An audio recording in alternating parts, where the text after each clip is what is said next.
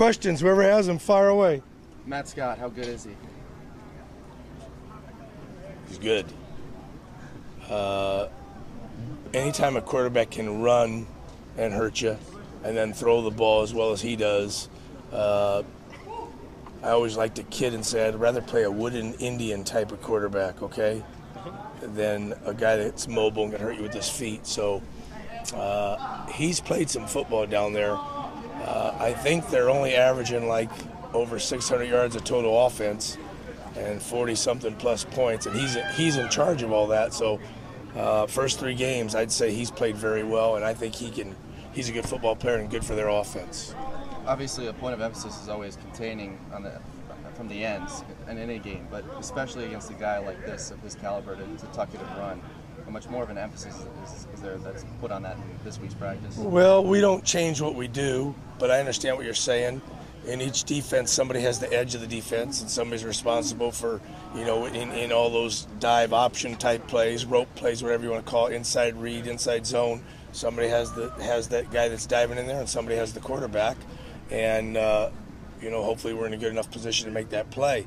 There are times when, unfortunately, if player A is better than player B on that particular play, then sometimes, you lose that battle. But hopefully, whether we're A or B, we're on top of the alphabet most of the day. Without giving up too much of the game plan, do you have to be more cautious with blitz packages against a quarterback like this? Won't change anything we do. Whether we come or we don't, whether we blitz or we don't blitz or whatever we do, we'll play what we play. And as the game goes on, and I'm not trying to be a jerk about the answer, as the game goes on, we'll see what's necessary, hopefully, to stop them or give us an edge. And so going in, we have our plan, and it's been pretty much the same plan, and we'll just see how the game goes. Nick, you went third nationally on third down defense. What's been the key to being successful on third down? Well, one of the keys is always if it's 3rd and 6+, as opposed to 3rd and 2 or 3 or 1. And I think we've been in a lot of those situations. So the keys are winning first down, first of all, so that you put them in a 3rd and longer situation. You're not going to win many 3rd and 1s and 3rd and 2s. You will win some, but you're not going to win many of those. But when you got 3rd and 6 or something plus, then that gives you a chance to really win those downs, and I think that's part of the key. And with all due respect, another part of the key is that although our kids play fast and hard, I don't think we've been tested yet like we're gonna be tested maybe this next weekend. Talk about that test. Arizona has a trio of pretty good wide receivers. How do you feel about your secondary maybe getting tested? I think they suck. We got no chance to cover them. No. What do you think? I think I got good receivers, and hopefully we can play some good zones and some good man-to-man when we need to and shut them down. But they do have good receivers, and we got the same guys that we've played with all year. We won't know what happens until we play Saturday night. Okay?